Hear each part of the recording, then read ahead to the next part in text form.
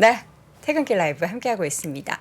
지금 여기 앞에 보면은 관절 미남, 관절 미녀가 있는데요. 어떻게 우리 센터장님께서는 관절 튼튼하십니까? 아, 이제 나이 먹으면서 네. 이 운동으로 해결 안 되는 부분들도 분명히 있잖아요. 맞아요. 상당히 조금 걱정이 많이 되죠. 그래서 이 TS와 또 그 한미 양행 맞죠? 네, 저는 제가 정확하게 자세한 알고 있는 내용은 거 잘 맞죠? 몰라서. 한미 양행 맞아요. 거기서 그렇군요. 저에게 네. 돈이 일 열심히 하니까 관절 건강 좀 걱정된다. 네. 그래서 이게 요거를 선물로 주셨어요. 진짜요? 이게 한약 성분으로 만든 관절하고 연골 건강에 좋은 그런 제품이라고 하고요. 또 아세틸 글루코사민이 들어있어서 피부 보습. 또 일 많이 하고 새벽부터 일어나고 푸석푸석할 수 있잖아요. 네. 저한테 줬다고 하니까 제가 한번 정말 한약 맛이 많이 나는지 제가 한번 먹어보겠습니다. 아니 사실 오늘 저녁도 안 먹어가지고 배가 고픈 찰나에 그렇군요. 요걸 주신다고 해가지고 네. 한번 먹어보려고 하는데 칼로리는 별로 높지도 않네요. 한약 성분. 네. 뭐 이렇게 멈추지 않는 걸 보면은 뭔가 맛은 있다라는 것 같은데. 한약 성분이 있긴 한데 약간 상콤한 맛이 좀 나가지고 먹기 불편하지 않습니다. 약간 딱 음료 먹을만 같은. 하고요. 관절이 미녀가 된다는데 조금 쓴 건 참아야죠. 예, 관절 미녀 여러분도 동참하세요. 네. 자, 저 3프로 TV 열심히 일하고 있습니다. 예, 잘 보고 계시죠? 관절 미녀까지 된 요동은 많이 응원해 주시기 바라겠고요. 자, 이번에는 저분께서는 관절 미남을 꿈꾸실 것 같습니다. 데일리인트 IBK 투자증권 박근영 부장 함께합니다. 어서 오세요. 네. 저 되게 안녕하세요. 열심히 살죠. 안녕하세요. 예, 저 지각 아닌데 다 지각하신 줄 아는데. 지각 아니죠. 지각 아닙니다. 우리 부장님은 관절이 튼튼하셔서 제 시간에 오시잖아요. 예, 지금 뭐 홈쇼핑인 줄 알았습니다. 지금 방금 ASMR 들으셨어요? 제가 꼴딱꼴딱 넘어가는. 네. 맛있어요. 먹을만합니다. 어떻게 관절 미남 함께 동참하시죠? 한번 하실래요? 네, 뭐 끝나고 뭐 주시면 갖고 갈 텐데 뭐 네네. 내일 제가 갖고 가면 이제 내일 광고할 제품이 없으니까 아마 못 갖고 갈 것 같은데. 네. 조금 더 관절 미남 되셔야죠. 이건 저의 권한으로 드리겠습니다. 네. 감사합니다. 관절 미남 우리 네. 또 한 분 드시고. 네, 함께 하시죠. 감사합니다. 네. 예. 다 튼튼하셔야 시장도 오래오래 봐주시고 하실 거 아닙니까? 남성을 위한 트러스트 관절입니다. 네. 이렇게 생겼다고 합니다. 네, 함께 해주시길 바랍니다. 자, 오늘 데일리 힌트. 자, 시장 분위기 괜찮았는데 전체적으로 일단 정리부터 좀 해볼까요? 네, 코스피는 약보합 출발을 보였는데요. 네. 외국인들은 코스피 200과 선물 매수, 기관은 현선물 매도 출발을 보였습니다. 전일 미국 증시 하락을 했습니다만 부채 협상 관련 영향력이 시장에 제한적일 거라는 예상이 되면서 코스피가 2475포인트까지 하락했음에도 불구하고 외국인 수급 개선세로 반등이 나왔습니다. 10시를 지나면서 기관도 코스닥 순매수 전환하고 외국인들은 그 시각쯤 선물을 3천억 이상 순매수가 들어왔죠. 오전 코스피는 소프트웨어와 화학, 자동차, 반도체 등이 강세를 보였고 코스닥은 오늘도 미디어, 엔터 업종 그리고 게임, 소프트웨어, 헬스케어 등의 위험 선호가 회복됐습니다. 특히 코스닥 내 3대 엔터주들은 급등세를 보였습니다. 12시를 지나면서 기관 외국인 양시장 동시 쌍끌이 현물 매수에 전환을 했고요. 특히 외국인들은 선물 그 시간대 6,500억 규모로 매수하면서 시장의 상방을 지지했습니다. 코스피 2,500선 터치 시도에 나섰지만은 전일과 비슷하게 2,490선에서 상당히 제한되면서 2,500에 대한 저항을 굉장히 받고 있는 모습을 보였습니다. 특별한 이벤트보다는 시총 상위단에서 인터넷이나 2차 전지 대형주들이 강세 전개되면서 코스피 상승을 주도했고 코스닥도 엔터와 제약 등의 대형주들이 강세 보였고요. 주춤했던 2차 전지 소재주나 반도체주도 일단 상승세로 돌아서면서 상승폭이 확대됐습니다.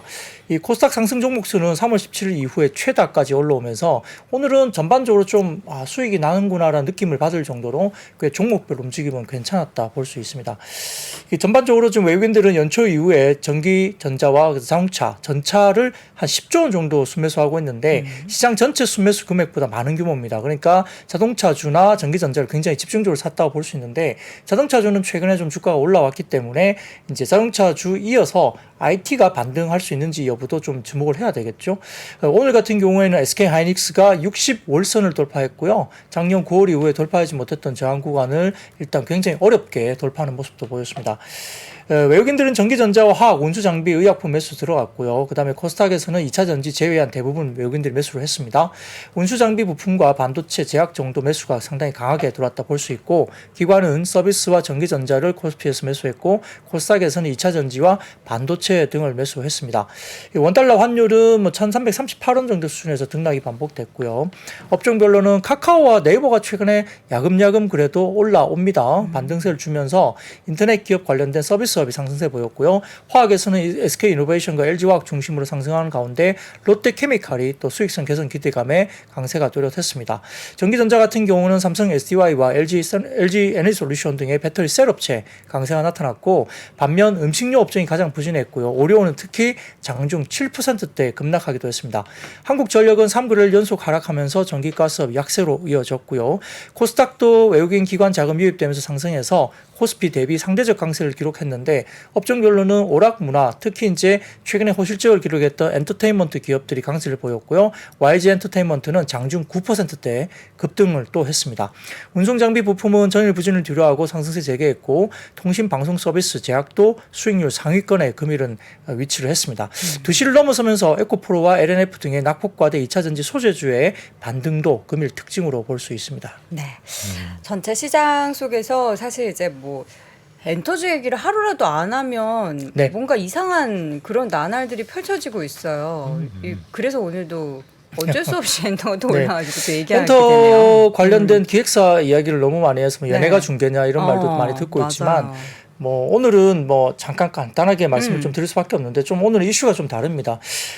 개인적으로 이제 뭐 엔터사들의 호실적은 다 아실 테고요. 뭐 전체적으로 지금 최근에 이제 우리가 뭐 하이브라든지 SM, YG 등등의 그룹들은 많이 이제 알고 계시죠. 네. 근데 이제 우리가 조금 이렇게 상장사가 아닌 다른 쪽에서 아주 그 열일을 하고 있는 그룹이 있습니다.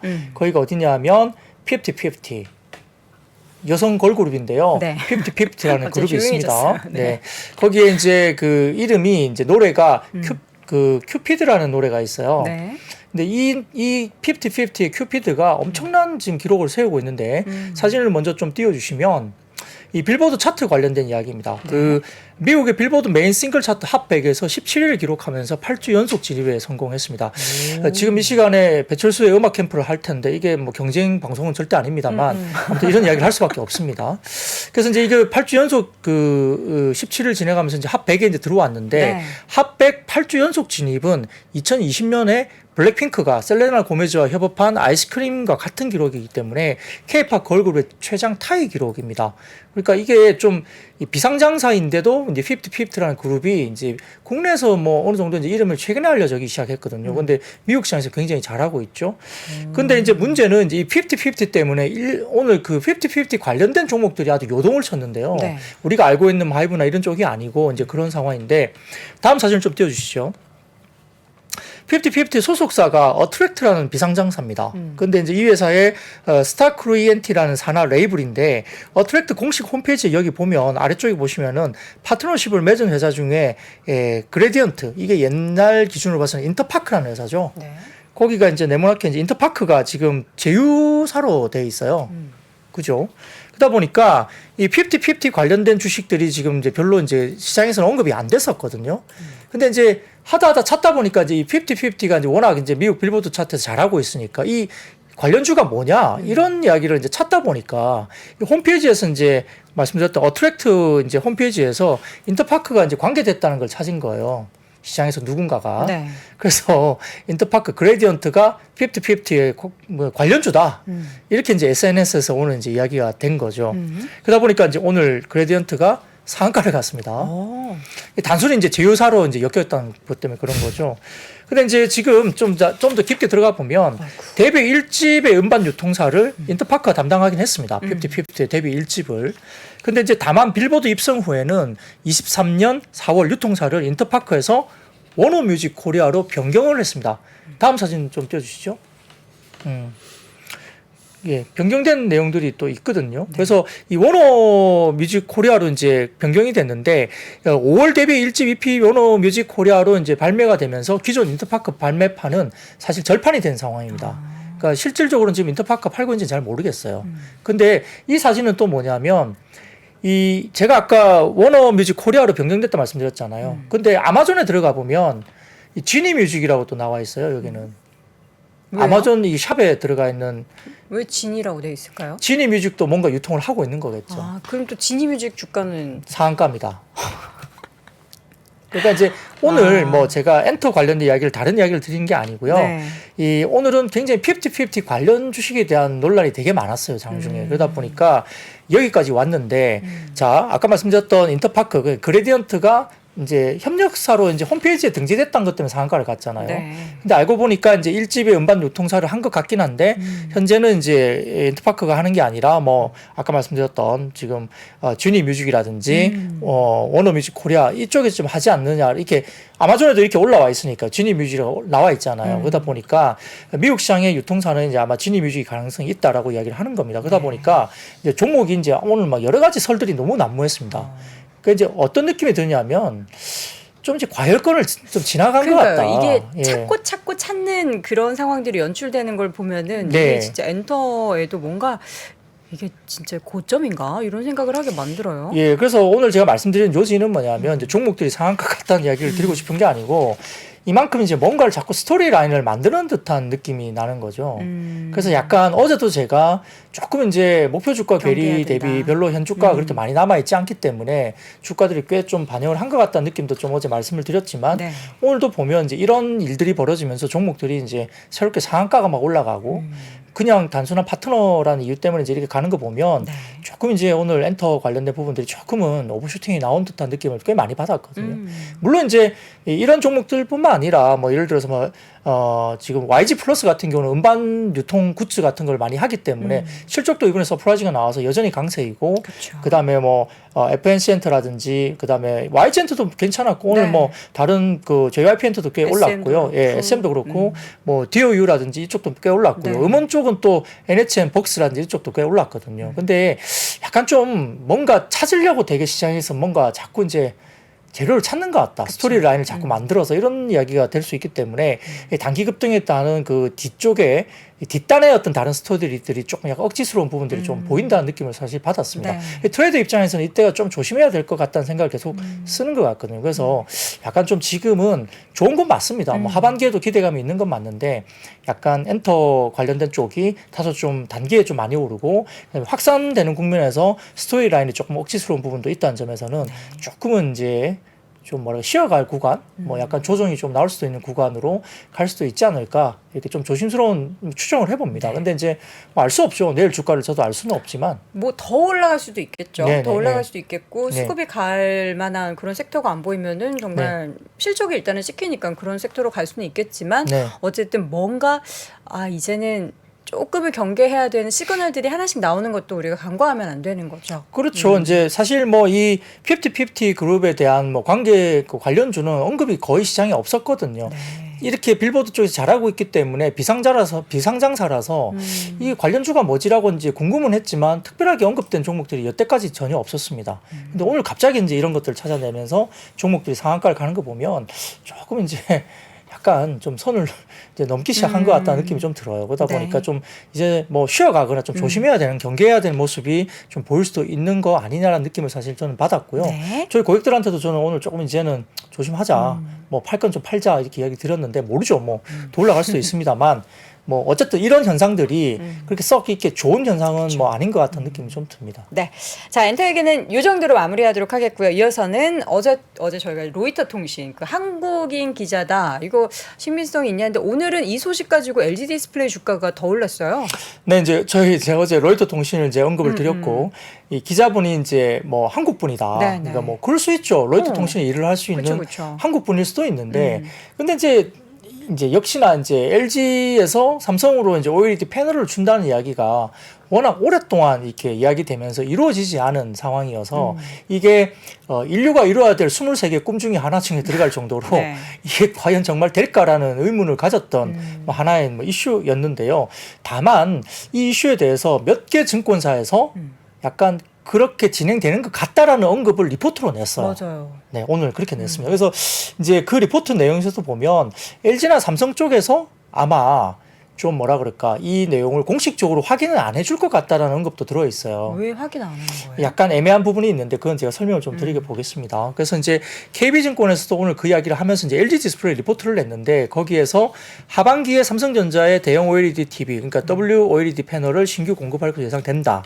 그리고 그렇다 보니까 LG 디스플레이가 과거 2년간 적자에서 벗어나서 내년에는 생산 라인 풀 가동에 따라 흑자 전환 추정된다라고 이제 오늘 리포트를 냈습니다. 그러다 보니까 이제 2025년과 26년에 중국 광저우 월 생산 능력 4만 5천 장 그리고 파주 생산 라인 4만 5천 장의 감가상각이 각각 종료가 되기 때문에 2025년부터 연간 5천억 이상의 비용 감소가 예상되면서 향후에 대형 OLED 관련된 사업의 이익 규모는 확대될 것을 본다라고 리포트를 했습니다.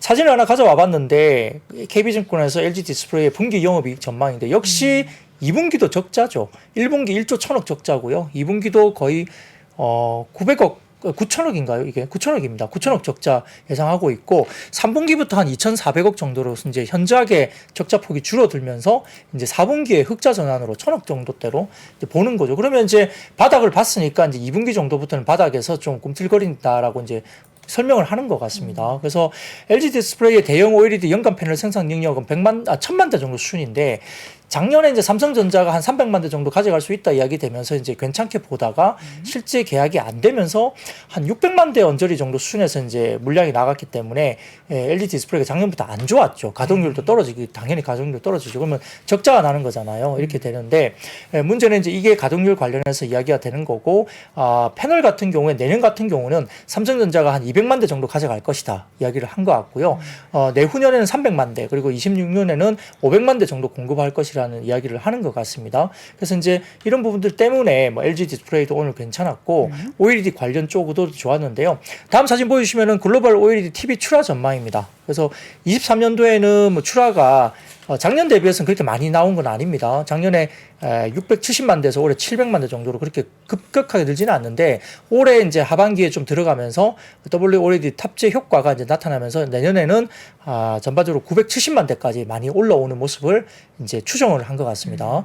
그렇게 이제 추정을 했는데 그 다음 사진 보여주시면은 글로벌 OLED TV 보급률 예상인데요. 지금 색깔 보면은 빨간색 선이 있고 회색 선이 있는데 빨간색 선이 삼성전자가 LG전자로부터 LG 디스플레이로부터 WOLED 패널 탑재를 받아서 보급률이 이제 올라가는 모습을 빨간색으로 그려놨는데 그렇게 안 되면 23년, 24년에 회색으로 내려가니까 결국은 이제 별로 업황이 안 좋아지는 그림이 계속 유지가 되는 거겠죠. 그렇죠. 네, 그러니까 이제 이렇게 추정을 했습니다. 근데 이제 저희 IBK증권에서 담당 애널리스트도 오늘 사실은 코멘트를 냈는데 비슷한 논리였습니다. 회사에서 공식적인 어떤 뭐 언급은 전혀 없었다. 삼성과 LG가 마찬가지고요.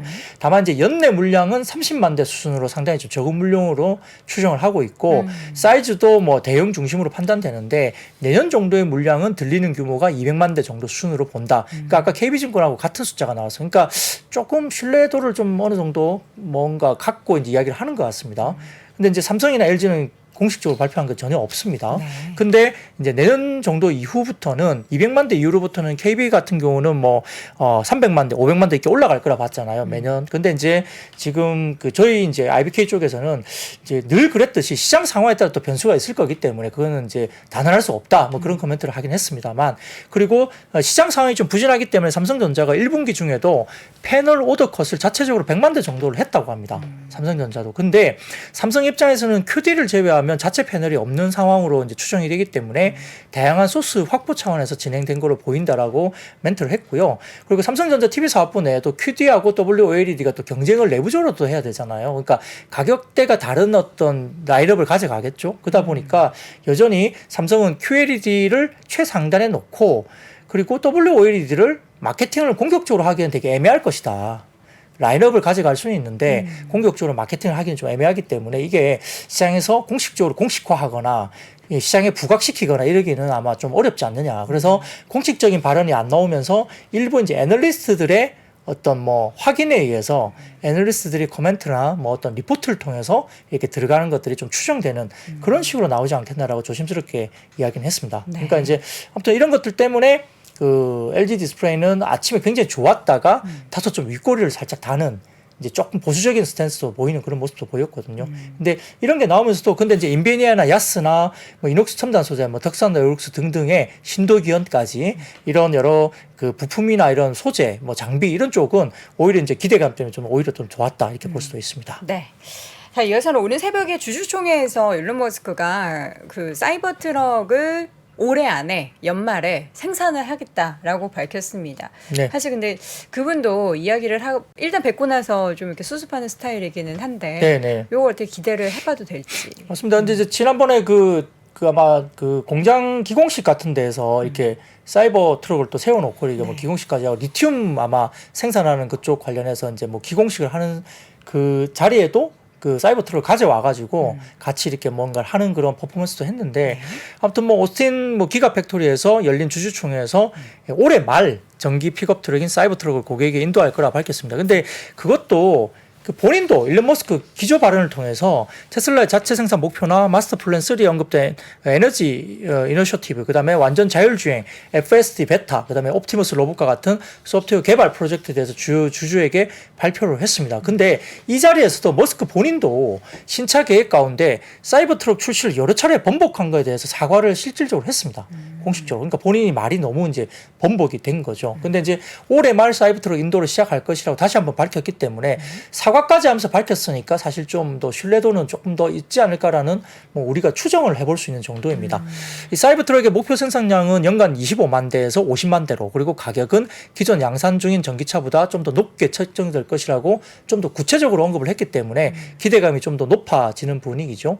뭐 그러면서 여러 가지 부분에서는 이제 그 뭐 기대감이 좀 있는 거기 때문에 뭐 사이버 트럭 관련된 이슈가 또 이제 불거진 거고, 또 유진투자증권의 보고서가 나오면서 현대차와 기아가 2012년 이후에 11년 만에 최대 영업 실적 기록하면서 이제 뭐 대기 수요라는 이런 것들이 이제 유사한데, 인도와 인도네시아 시장이 현대차 그룹의 새로운 물적 성장에 동원력으로 이제 어떤 떠오르고 있고, 현대기아의 기존 공장 증설, 그리고 GM의 인도 공장 인수가 완료가 되면 인도는 중국을 넘어서는 그 해외 생산 공장 기지로 아주 최대 생산 기지가 될 가능성이 높다라고 이제 평가를 한 것 같습니다. 뭐 인도가 워낙 그 인구도 많고 중국을 대체할 수 있는 시장으로 또 보는 입장이기 때문에 그렇게 한 것 같은데, 그래서 현대차 그룹도 인도 지역을 글로벌 EV 생산 거점으로 삼을 계획을 갖고 있기 때문에 과거 중국 공장의 양적 성장은 국내 부품사들의 성장 동력이 됐던 것만큼 인도나 인도네시아 지역의 성장의 수혜주에 대한 부분들을 좀 스터디해 볼 필요가 있다라고 이제 언급을 했습니다.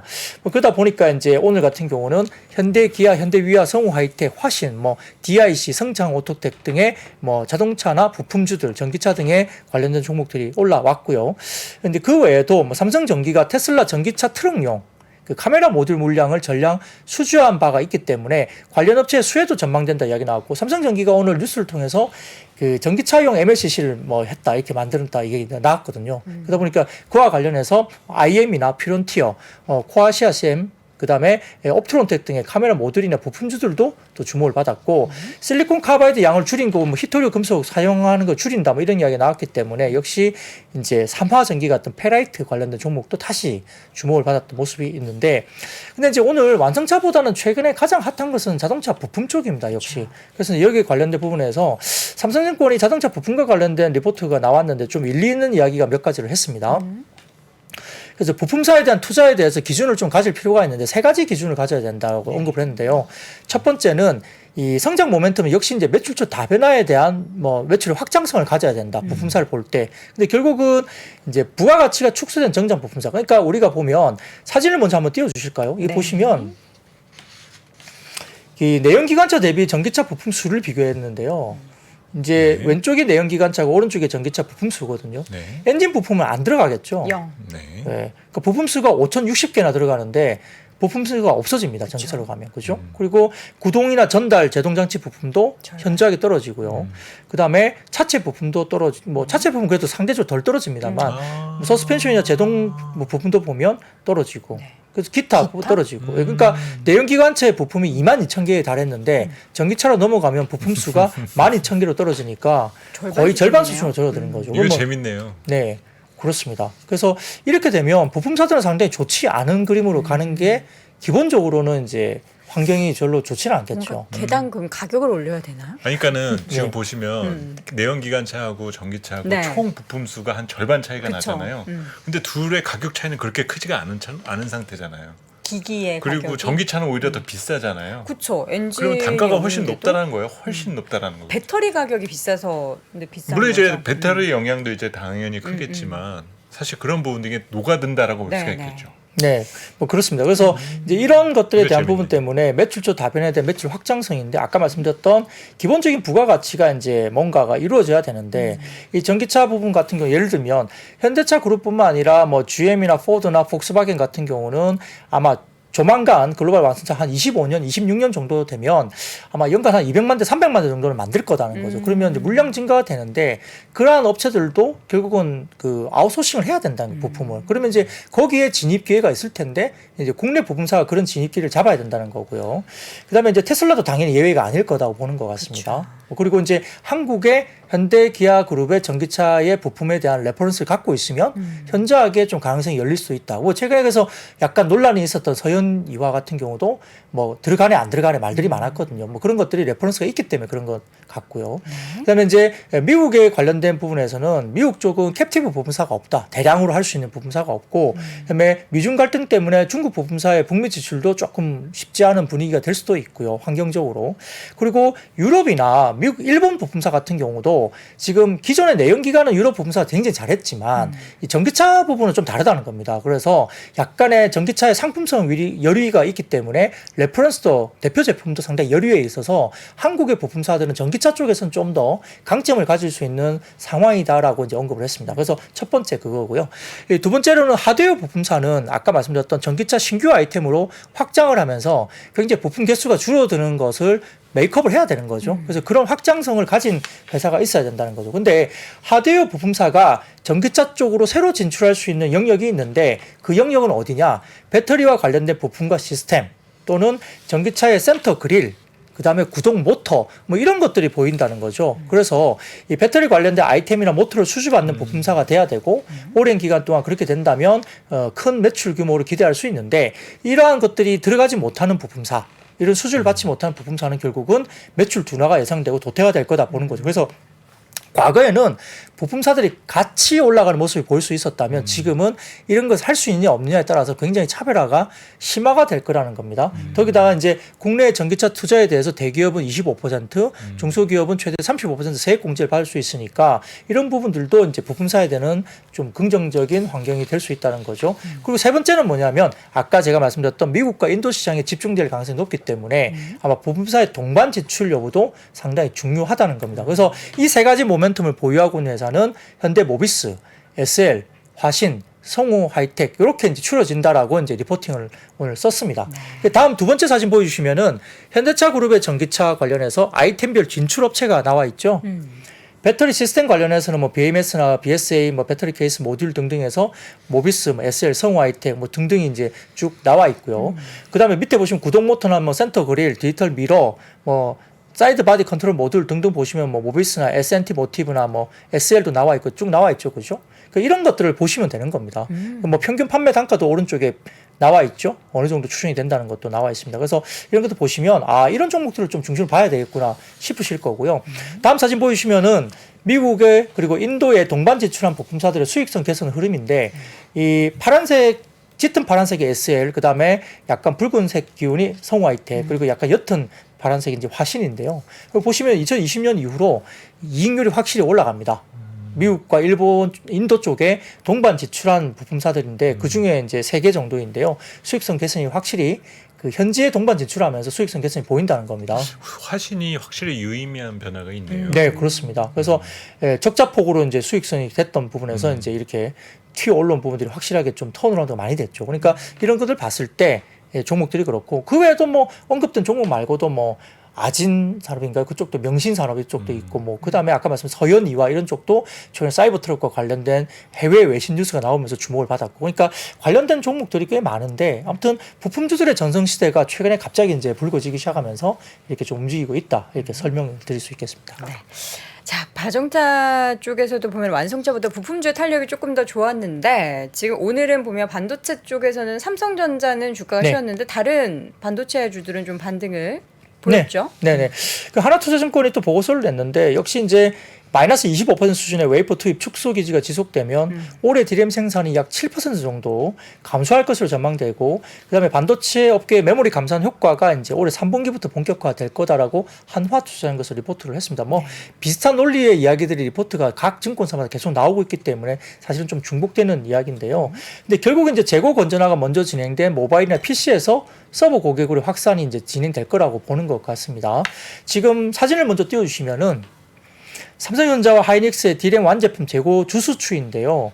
역시 연말부터 확실히 고점을 찍고 1분기에 월 단위로 내려오고 있다고 추정을 하는 것 같습니다. 이게 정확하게 뭐 재고를 정확하게 뭐 삼성전자하고 하이닉스 말을 해준 건지 아니면 뭐 애널리스트의 추정치인지 모르겠으나 이 정도 재고 추이가 떨어진다는 게 모습이 보일 정도면 단순 혼자 이렇게 뇌피셜로 이렇게 재고를 떤 건 아니겠죠. 23년 들어오면서 이렇게 재고 추이가 작년 연말까지 재고 피크를 찍고 월 단위로 봤을 때는 떨어지는 게 확실히 보입니다. 빨간색이 삼성전자 재고 추이고 회색이 하이닉스 재고 추이인데 이 정도로 떨어질 정도로 이렇게 이 자료를 만들었다고 한다면 본인이 뇌피셜로 쓴 것 같지는 않아요. 뭔가 뭐 서베이를 해서 뭔가를 좀 추정을 하지 않았을까 생각이 듭니다. 서베이를요? 모르겠습니다. 서베이를 어떻게 하죠? 예, 그런데 어쨌든 재고와 재고 관련된 얼마나 있나요? 부분들을 하고. 자료도 그냥 산업 자료라고 얘기를 하시니까. 네네네. 거지 근데 저렇게 보면은 재고는 반토막 난 거거든요. 그렇죠. 네. 고점 대비 반토막이거든요. 그러면 네. 사실 음. 수출로 엄청 나갔을 거예요. 그렇죠. 근데 최근에 수출 데이터를 보더라도 월간 데이터 보면 네. 3, 4월 달에 의미 있게 좀 이렇게 돌아서긴 했거든요. 그렇죠. 이제 예, 예, 돌아서기는 했겠죠. 네네. 그러니까 그게 이제 수출 데이터에서는 보이긴 합니다. 네네. 그런데 이제 이 재고 추이는 사실은 하나투자증권에서 해당 애널리스트가 이제 이렇게 저도 좀 찾아봐야 냈는데 어떤 좀 드라마틱하게 좀 뭔가 빠지는 듯한 느낌을 주는 모습을 보이잖아요. 네. 그래서 야, 이 정도면 재고가 굉장히 빠지고 있는데라고 느낌을 줄 정도인데 어쨌든 뭐 소스는 저도 좀 정확하게 물어보지는 못했습니다만 이제 여기는 산업 자료라고 돼 있더라고요. 뭐 그렇습니다. 근데 이제 두 번째 자료를 보시면은 이제 디램 고정 가격 추이와 DDR5 프리미엄인데요. 이 보시면 좀 사진을 띄워주시면 이 막대 그래프가 보이는데 약간 왼쪽에 짙은 막대 그래프가 DDR5 16GB고 옅은 회색이 이제 DDR4 16GB인데요. 가격 차이거든요.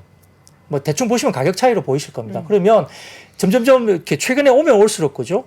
두 개의 막대 그래프 차이가 별로 안 나요. 그게 뭐냐면 빨간색 선이 프리미엄인데 가격의 차이인 것 같아요. DDR5가 얼마나 더 비싸냐? 근데 거의 뭐죠? 가격 수준이 별로 차이 안 나죠. 그러니까 이제 DDR5 써도 된다는 겁니다. 과거에는 비싸니까 이렇게 비싼데 경기도 안 좋은데 DDR5 쓰냐이지만 이제 이렇게 DDR4나 DDR5나 가격 차이가 크게 많이 안 나면 DDR4 쓰는 것보다는 5로 넘어가도 된다. 왜냐하면 효율적으로 봤을 때는 효율성이 좋아지니까 이 정도 가격 갭이면 쓸만하다는 거죠. 그래서 오른쪽 보시면 서버용 DDR5 침투율 추인데 이제 2분기, 3분기 정도부터는 이제 급격하게 DDR5 서버용 침투율이 올라간다고 보는 것 같습니다. 그래서 이렇게 본다 보면 이제 보통 저희가 이제 뭐 아비코 전자나 딴 데도 한번 물어보면 2분기 내에 한 5, 6월 정도에 이제 신뢰성 테스트가 끝나고 그다음에 양산 테스트 이제 관련돼 들어가면 본인들이 한 4분기 정도의 공장이 이제 캐파가 확실하게 나오고 그러면 이제 올해 12월부터 내년 초 정도 되면 이제 물량이 나간다. 좀 의미 있는 물량이 나간다. 이렇게 이야기가 설명이 되거든요. 그럼 이제 한 3, 4분기 정도부터는 조금 물량들이 DDR5가 좀 나가는 것이 이제 보일 수 있는 시기가 되는 것 같습니다. 그러다 보니까 이런 반도체 관련 쪽도 아주 극단적으로 나쁜 시기는 좀 지난 것 같다는 생각은 드는 거예요. 그러니까 이제 삼성전자보다는 하이닉스가 좀 더 이제 민감하게 주가는 반응할 겁니다. 퓨어 플레이니까 순수 반도체 회사니까 더 그럴 겁니다. 뭐 그런 거고요. 다음 사진은 이제 한 가지만 더 보여드리면 네. 삼성전자와 하이닉스 주가 추인데 이 재고하고의 관계를 나타내기 위해서 이렇게 쓴 것 같습니다. 그래서 이 표는 뭐냐면 노란색으로 이제 형성된 부분들이 노란색으로 보이시잖아요, 네모나게. 네. 그게 뭐냐면 재고 피크를 찍고 주가가 이제 그때부터 움직였다는 걸 보여주는 거예요. 재고 피크 찍은 데부터 주가가 올랐다. 그러니까 이제 회사가 수익을 내고 있냐, 흑자를 내느냐 이거가 중요한 게 아니고 재고 관련된 부분에서 재고 주수가 피크를 찍을 때부터 주가는 그때부터 움직이기 시작했다는 걸 재고가 네. 높을 때 주가는 바닥이었다. 네, 그 이야기죠. 그러니까 그때 당시에 돈을 얼마나 버느냐 이게 문제가 아니고 재고에 항상 따라서. 재고가 피크 찍었을 때 그때부터 주가는 바닥을 보고 상방을 움직였다는 걸 보여주려고 이 사진을 만들어낸 것 같아요. 지금 그러면 재고 피크 찍고 돌아섰다라는 그 자료를 보면서 우리는 삼성전자나 SK하이닉스가 주가가 바닥은 이미 찍었다라고 그럼 생각을 해야 되는 거예요. 그렇죠. 여기에 그런 논리는 거죠? 이제 그런 식을 설명하고 싶어서 이렇게 자료를 만든 것 같습니다. 그래서 이렇게 재고가 아까 말씀드렸던 삼성전자, 하이닉스 재고가 연말부터 해서 지금 이제 꺾였고 과거 데이터를 보면 이렇게 여러 이제 2007년도부터 봤을 때 재고가 피크를 찍고 내려올 때부터 주가는 항상 올라왔다. 이걸 설명하고 있는 거죠. 그래서 이제 뭐 관련된 부분들은 뭐 비중 확대를 해야 될 시기다라고 이제 설명을 하기 위해서 이 자료를 만든 것 같습니다. 네.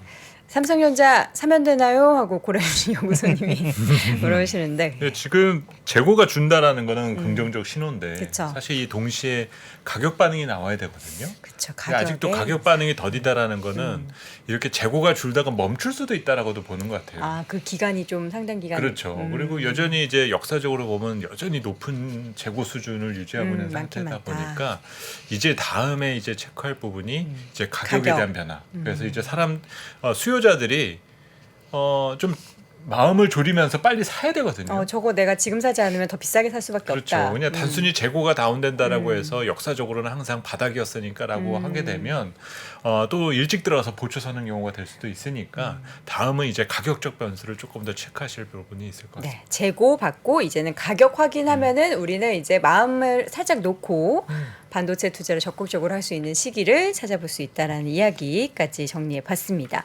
자, 2차 전지 관련한 얘기 또 있네요. 네, 뭐 오늘은 뭐 장비주도 괜찮았고 네. 낙폭과대했던 소재주도 다소 좀 올랐고요. LNF나 에코프로 관련된 쪽도 그래도 다행히 더 안 빠지고 이제 플러스권으로 돌아섰는데 사실 뭐 기술적으로라도 반등이 나올 수도 있는 자리까지 왔기 때문에 워낙 고점에서 이제 너무 또 드라마틱하게 급락을 하다 보니까 이렇게 좀 반등이 충분히 나올 수 있는 자리는 맞는 것 같습니다. 근데 수급 쪽으로는 좀 아쉽습니다. 근데 이제 이렇게 2차 전지 쪽의 수급이 역시나 집중되지 않으니까 또 다른 섹터로의 수급이 분산되면서 골고루 이제 또 다른 수급들이 좀 움직이는 모습들이 있긴 합니다만 2차 전지 하나만 놓고 보면 수급이 좀 아쉬운 부분은 분명히 있고요. 반등이 나오기 시작하면서 만약에 2차 전지가 또 에코프로 그룹을 포함한 다른 쪽의 대장주들이 또 만약에 급등을 주게 되면 또 수급이 그쪽으로 쏠릴 가능성도 저는 있다고 보거든요. 그렇게 보면은 다른 섹터, 최근에 또 좋았던 섹터가 또 수급이 빠져나가는 또 매도의 어떤 기본적인 또 흐름이 될 수도 있지 않을까.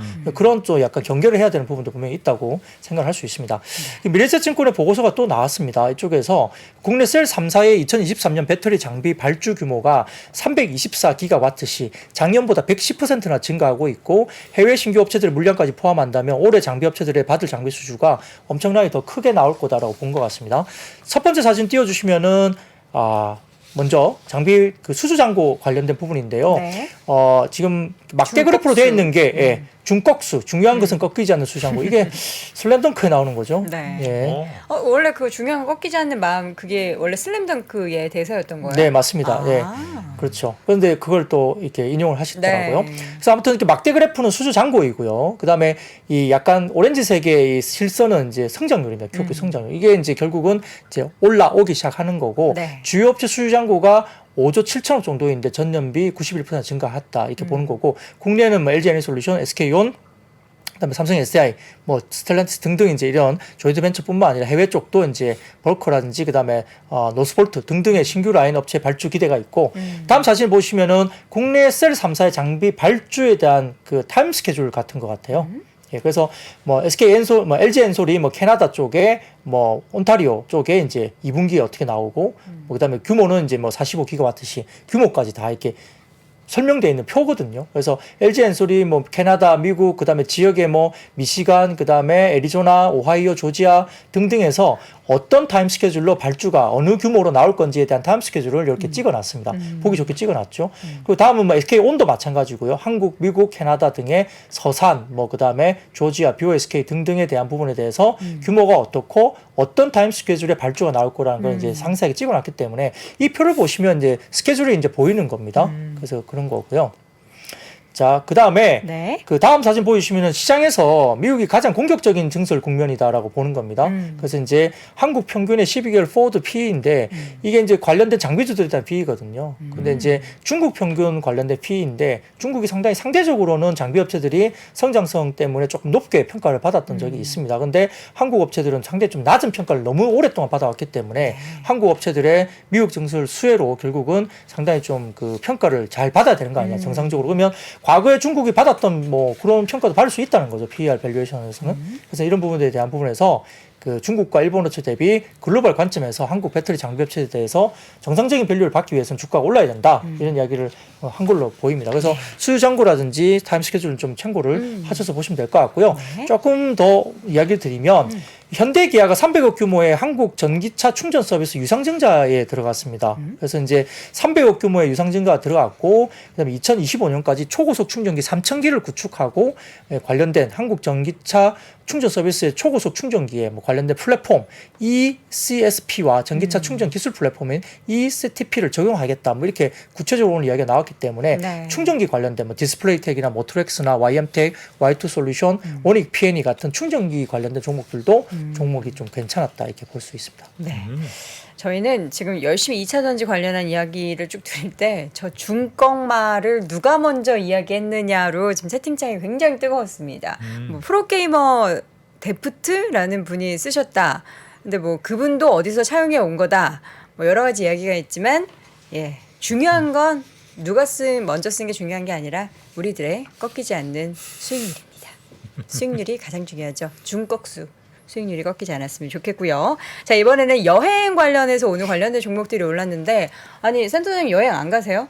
홍콩 여행이요? 되게 좋아하신다고 이제 오픈 그렇죠. 되면 홍콩 가실 예정이라고 하셨는데 어떻게 그렇습니다. 예정 이제 없으세요? 계획은 계속 마음은? 생각은 있고요. 갔다 와야죠. 그러니까요. 그리고 요새 이제 뭐 오늘이었나요? 어제였나요? 1+1 뭐 이렇게 막 그런 게 있어요? 네, 뭐 이렇게 항공권 푼다라고 그랬는데 오. 전 늦게 들었어요. 그래갖고 이제 그럼 못 좀 구하죠, 그거는. 그렇습니다. 바로 그래서 대기해도 1초에 아마 끝날걸요? 네, 또 문제는 이제 막 그 숙박이나 이런데 비용이 덩달아 올라가지고 엄청 올라갔죠. 이제 조금 기다려보고 있는 네. 중이에요. 또 호갱이 될 수는 없지 않습니까? 그렇죠. 지금 몰릴 때 여행 가면 사실 비싼 값 주고 가야 되는데 그럼에도 불구하고 가는 수요가 엄청 늘었다고 하죠, 5월에. 네, 뭐 그렇기도 하고 지금 5월달, 6월달까지 지금 뭐 연휴가 끼어 있기 때문에요. 맞아요. 노동절 있었죠, 어린이날 있었죠, 황금 연휴 기간입니다. 그리고 다음 주에도 또 네, 부처님 그래서 오신 날 쉬죠. 지금 노동절하고 어린이날 등의 이번의 기간을 통해서 국내외 여행에 나선 이들이 170만 명 정도 된다고 하니까 많이 나간 것 같고요.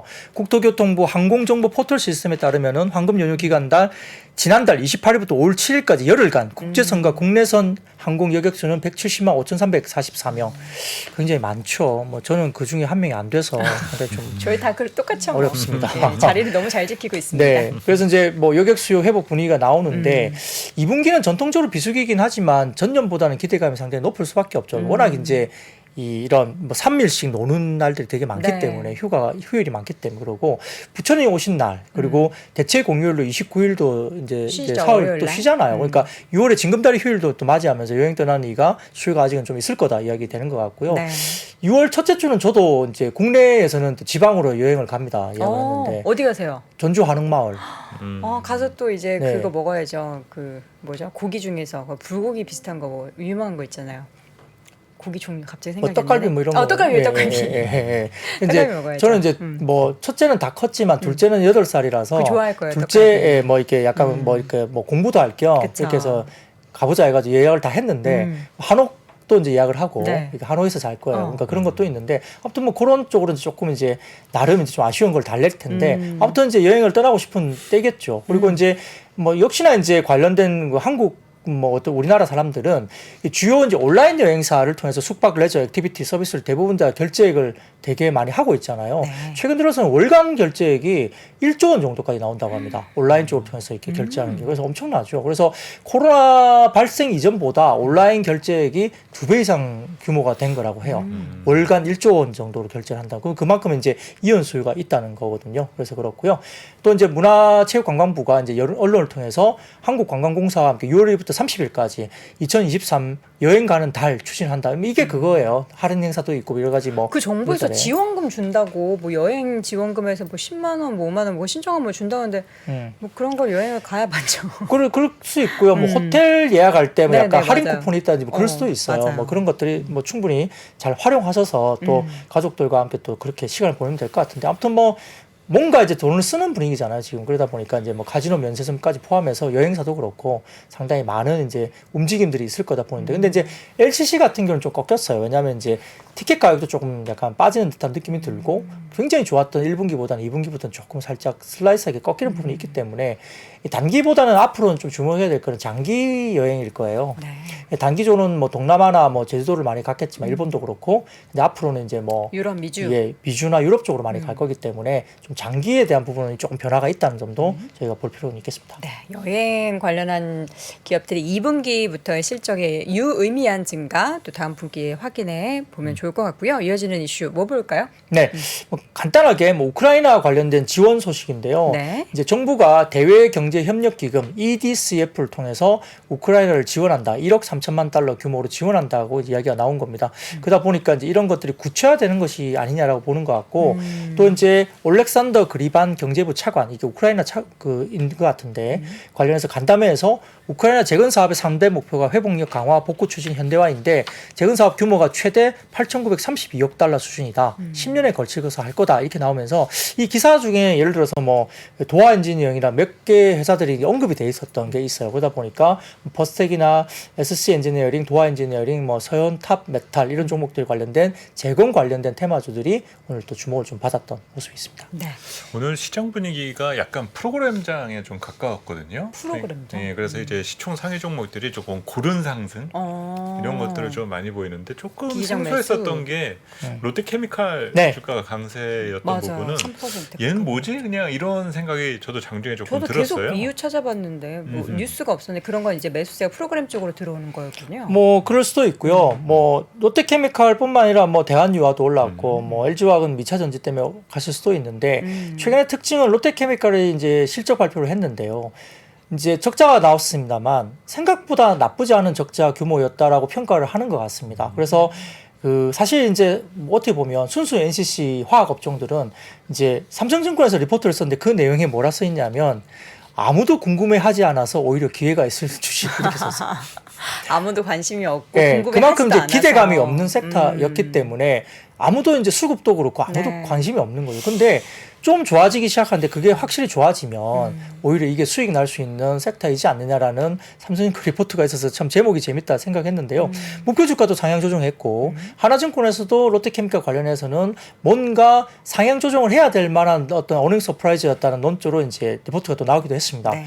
그래서 이제 예상보다 더딘 중국 수요 회복이라든지 뭐 대규모 증설 물량 도입 때문에 시황 약화가 계속되고 있는 부분이지만 그에 때문에 역시나 이제 아무도 기대감을 가지지 않은 관심도 낮아진 상황이다. 그래서 업황의 변곡점은 수요 회복 여부가 있겠지만 또 그것보다도 증설 물량 감소에 따른 공급 타이트 이 상황이 이제 결국은 주가에 대한 변곡점이 이야기할 가능성이 높다라고 보는 것 같고요. 투자 관심은 역시나 이제 하반기부터 본격 회복이 될 거다 보는 것 같습니다. 마지막 사진을 띄워주시면은 관련된 그 SDP 나프타 스프레드 추이고 네. 그다음에 MEG와 나프타 스프레드 추이인데 이 빨간색으로 보이는 게 올해 스프레드 추이거든요. 이제 회색으로 보이는 이 밴드는 뭐냐면 고점 밴드와 저점 밴드를 나타내는 겁니다. 스프레드가 고점에서 이제 저점까지 어떻게 밴드가 있었다는 건데 이 결국은 이제 아주 바닥권에서 꿈틀꿈틀 거리다가 파란색 선은 2022년의 밴드 선이거든요. 그러니까 그것보다는 23년 접어들면서 4, 5월 넘어오면서 22년도보다는 지금 뭐죠? 스프레드가 지금 개선되고 있는 거 보이죠? 올라가기 시작하는 겁니다. 그래서 이제 2분기에도 적자가 혹시 나올 수도 있겠지만은 일부 증권사들은 2분기에는 흑자 전환합니다. 그래서 2분기 OP 영업이익을 약 560억대로 이제 흑자 전환을 추정을 했습니다. 물론 이제 적자 발표도 혹시 될 수 있겠습니다만 현재 추정은 2분기 흑자 전환이고요. 그렇게 되면 5개 분기 만에 흑자 전환하는 거거든요. 그러니까 턴어라운드가 되기 때문에 뭐 LC 타이탄의 적자 축소라든지 첨단 소재의 가동률 상향에 대한 이익 개선 네. 등등이 있습니다. 거기다 롯데 에너지 머티리얼즈 이게 이제 일진 머티리얼즈죠. 그러니까 이거에 대한 2차전지 소재 관련된 부분들에 대한 실적 반영이 이제 개시되기 때문에 이와 관련해서 2030년 매출 3조 원에 달할 수 있다는 보는 거죠. 그래서 소재 업종 관련해서도 이제 이야기된 부분이고요. 그래서 전체 그 롯데케미칼의 매출 목표가 기존의 5조 원에서 최대 7조 원까지 올라갈 수 있다는 겁니다. 그렇게 되면서 아마 업황에 대한 턴어라운드 기대감 때문에 이제 순수 LCC도 오늘 주목을 받았다 이렇게 볼 수 있습니다. 자, 누구도 궁금해하지 않아서 많은 기회가 있다는 좀 어떻게 보면 다소 이제 씁쓸한 이야기인데 우리라도 이제 관심을 좀 가져보면 좋죠. 뭐 이렇게 남들이 다 하는 그런 섹터 말고 관심 안 가져서 이렇게 봤더니 얘네도 좋은데 하는 그런 섹터. 근데 또 다 관심 안 가지면 그만큼 수급이 안 들어와가지고 나 혼자 있으면 또 외로워지는 그런 주가의 움직임도 나타날 수 있어. 아무리 좋아도 수급이 안 좋으면은 뭐 바닥에서 계속 있을 거 아닙니까? 맞습니다. 그렇죠. 근데 이제 뭔가 아무도 관심 안 가질 때 네. 튀어오를 때가 진짜 무섭게 튀어오를 수도 적은 있어요. 거래량으로. 네. 그리고 그때부터 이제 사야 되나 이러면서 들어오기 시작하면 수급이 쏠리잖아요. 네. 그건 기관 외국인도 마찬가지거든요. 아무도 관심 안 가지고 있다가 사야 되니까 네. 바스켓을 갑자기 채우기 시작하면 그쵸. 기관 외국인들이 무섭도록 삽니다. 그러면 이제 개인들도 따라 사야 되겠죠. 그러면 이제 단기의 수익률이 굉장히 좋아질 수 있는 그림도 있으니까 네. 우리가 2분기 실적에 대한 추정을 한번 또 면밀하게 좀 팔로우업을 할 필요가 있고 만약에 정말 흑자 전환하면 5개 분기만이니까 꽤 의미 있는 턴어라운드가 될 수도 있습니다. 우리 영포에버님이 제발 롯데케미칼 손절할 수 있는 가격까지만 놔주라 하셨는데 부디 손절이 아니라 익절하실 수 있기를 바라보도록 하겠고요. 그나저나 오늘 약간 장기를 발휘하셨어요. 중간에 테너로 갑자기 변신하셨는데 우리 시청자분들이 의문을 많이 해서 트름이냐 아닙니다. 하품이냐 하품은 아니고요. 그럼 뭐예요? 호흡이죠, 호흡. 호흡이 부족했는데 그거를 배부터 이렇게 끌어올려가지고 테너 발성을 하신 네. 거예요? 뭐 공기반 뭐 있잖아요. 그런 이야기도. 네. 소리가 뭔가 호흡이 네. 부족했는데 그거를 명치끝부터 끌어올려서 내는 소리였다. 네, 이제 뭐 JYP가 했는데 뭐 그거라고 생각하시면 됩니다. 저도 이제 목을 쓰잖아요. 근데 이제 목만 쓰면 목이 쉬니까 네네. 여러 가지를 많이 여러 공기도 가지 쓰고, 뭐 흉통도 쓰고 머리도 네, 쓰고 네, 두성도 그렇습니다. 쓰고 흉성도 쓰고 네, 예, 그렇습니다. 그런 소리였다고 합니다. 뭐 트름이나 하품 따위를 참는 그런 소리 아니었다라는 오해를 풀어드리면서 오늘도 데일리 인트 열심히 달려봤고요. IBK 투자증권 박근영 부장 함께했습니다. 부장님 고맙습니다. 네, 감사합니다. 네. 시간이 흘러도 변하지 않는 여러 가지 원칙과 사고 체계는 존재하거든요. 대가들의 사고 체계, 투자 기법이 아니라 생각의 방법. 그런 거를 분해를 해서 재구성을 해서 하나의 어떤 틀로 조합을 하는 과정이 필요한 것 같다. 라쿤 자산운용 홍진채 대표의 거인의 어깨 19년간 초과 수익을 달성한 그가 어떻게 주식 대가들의 투자법을 활용했는지 이 책에서 최초로 공개합니다. 대가들의 검증된 투자법을 여러분의 눈으로 직접 확인하시죠.